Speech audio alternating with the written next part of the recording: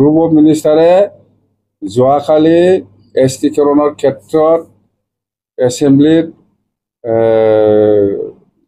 দাখিল কৰিছে, লেখ কৰিছে। এইটো ইয়াৰ ওপৰতো ডিছকাশ্যন হোৱা নাই। ইমানলৈকে জানে আপচু আৰু ইউ পি পি এলে, সেইটো ডিছকাশ্যন নহ'ব। জাষ্ট এছেম্বলি লাষ্ট দিনা লাষ্ট আৱাৰত সেইটো লেখ কৰি পেলাই জাষ্ট ৰাখিব। সেইখিনি কথালৈকে আপচু আৰু ইউ পি পি এল নেতাই স্পষ্ট। মই কি জানো, মোতকৈ ভাল ইহঁতে জানে। আৰু এইটো কি কেটাগৰী ৰাখিব নাৰাখিব, কোনে ফাইনেল ডিচিশ্যন দিছে দিয়া নাই, এইবিলাক মইহে জানো। মই কিয় ক'ম? নিজে নিজে এইবিলাক চব আউট হৈ যাব।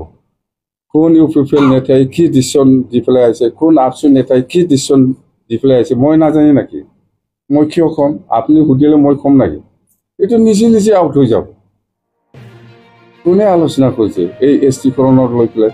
মোক হয়তো আজিৰ দিনত অসম চৰকাৰে সেই ইছ্যু লৈ পেলাই আলোচনাই কৰা নাই। আলোচনা কৰিছে কাৰ লগত? কাৰ লগত আলোচনা কৰিছে? আপচু আৰু ইউ পি পি এল লগতহে।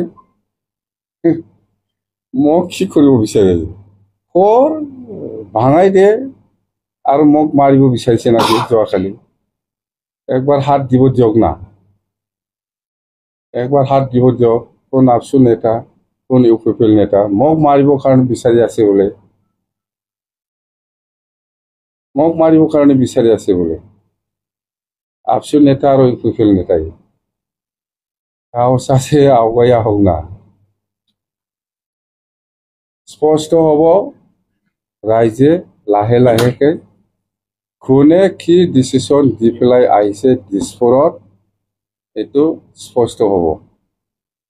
মই মোৰ মুখেদি নকম ইউ পি পি এল কোন নেতা, আপচুৰ কোন নেতা। আজিৰ দিনত 6 জনগোষ্ঠী এছটিকৰণৰ ক্ষেত্ৰত কাক কি কৰিব লাগে, কাক কি পৰ্যায়ত ৰাখিব লাগে, এইবিলাক ডিচিশ্যন দিয়া আপচু লিডাৰ আৰু U P P L leader. মোক লৈ আজিলৈকে দিছপুৰ বা দিল্লীয়ে এই 6 জনগোষ্ঠী ইছ্যু লৈ পেলাই আলোচনাই কৰা নাই, কিন্তু কৰিছে ইহঁতক লৈ পেলাই। বুজি পাইছে? হাল্লা কৰ, হাল্লা কৰি থাকিলে হ'ল। কি নাটক কৰিব বিচাৰিছে? ৰাইজক ইমান কিমান দিন ৰাখিব, কিমান দিন ৰাখিব পাৰিব এনেকুৱা ৰাইজক আন্ধাৰত? মানে কি কয় এইটো, ৰাইজক মানে মিছলিড কৰিব পাৰিব, অন্ধকাৰত ৰাখিব পাৰিব। বি টি চি চেছ কৰিব বিচাৰিছে, কেনেকৈ পাৰিব? বি টি চি সাংবিধানিক মৰ্যাদা পোৱা এই বি টি চি। আৰু আমি অহা 5 তাৰিখত, আজি 30 তাৰিখ, অহা 5 তাৰিখ ডিচেম্বৰত আমাৰ বি পি এফ দলে বৰমাত এটা মাছ গেডাৰিং প্ৰগ্ৰাম লৈছে। এই প্ৰগ্ৰামৰ উদ্দেশ্যটো হ'ল, যিহেতু আমি নতুন চৰকাৰ বনাইছে, বি টি চি অঞ্চলত থকা সকলো জাতি জনগোষ্ঠীক লৈ পেলাই বি টি চি উন্নয়নৰ স্বাৰ্থত, বি টি চি ইউনিটিৰ স্বাৰ্থত, বি টি চি শান্তিৰ স্বাৰ্থত আমি কেনেকৈ কাম কৰি যাম, এইটো আমি প্ৰকাশ কৰিম। প্ৰমাণ দেখাই দিয়ক প্ৰমোদ বড়োৰ দিনত বা আপচুৱে এছটিকৰণৰ ক্ষেত্ৰত কি লিখি দিছে, কি লিখি দিয়া নাই, পিছত চবেই গম পাব। এইবিলাক লুকাই ৰখাৰ কোনো প্ৰশ্ন নাহে। ইহঁতে কাৰ লগত কি কথা পাতিছে, পাতা নাই, সেইবিলাক আমি গোটেই জানো। এইটো নাটকহে কৰি আছে ইহঁতে আন্দোলন কৰি পেলাই। এইবিলাক স্কুলৰ ল'ৰা ছোৱালী, কলেজৰ ল'ৰা ছোৱালীসকলক লৈ পেলাই এনেকুৱা ধেমালি কৰাটো আমাৰ কাৰণে দুৰ্ভাগ্যজনক।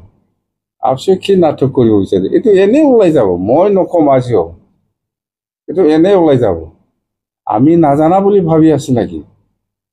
আপোনালোকে কাৰ লগত কি আলোচনা কৰি পেলাই কি কৰিছে, আজি কি কেনেকুৱা ধৰণৰ আন্দোলন কৰিছে আৰু কি আন্দোলন কৰিব, সেইটো কিমান দিনলৈকে আন্দোলন কৰিব, আমি নাজানো নেকি? এছটিকৰণৰ ক্ষেত্ৰত আপচু আৰু ইউ পি পি এলে, মই যিমান দূৰ জানো, ইহঁতে বেছি স্পষ্টকৈ জানো কি কৰিব নকৰিব। আপচু আৰু ইউ পি পি এলে মোতকৈ বেছি ভালকৈ জানে এই 6 জনগোষ্ঠী বা কোচ ৰাজবংশী আৰু আদিবাসীসকলক এছটিকৰণৰ ক্ষেত্ৰত চৰকাৰে কি কৰিব নকৰিব মোৰকৈ বেছি ভালকৈ জানে ইউপিপিএল নেতা আৰু আপচু নেতাসকলে। এইটো নাটক কৰি লাভ নাই ভাই, নাটক কৰি লাভ নাই। আজি এক্সপ'জ হোৱা নাই, অহাকালি হ'ব, অহাকালি নহয় পৰহি হ'ব। কিমান দিন লুকাই ৰাখিব? মই নাজানে বুলি ভাবি আছে নেকি?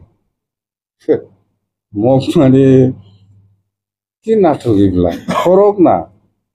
BTC থাকিব, মই মৰাল পিছত হ'লেও BTC জিন্দা থাকিব। এইটো নষ্ট কৰিব নোৱাৰে কোনোবা আপচু বা কোনোবা ইউপিপিএলে। স্পষ্ট কথা সেইটোৱে।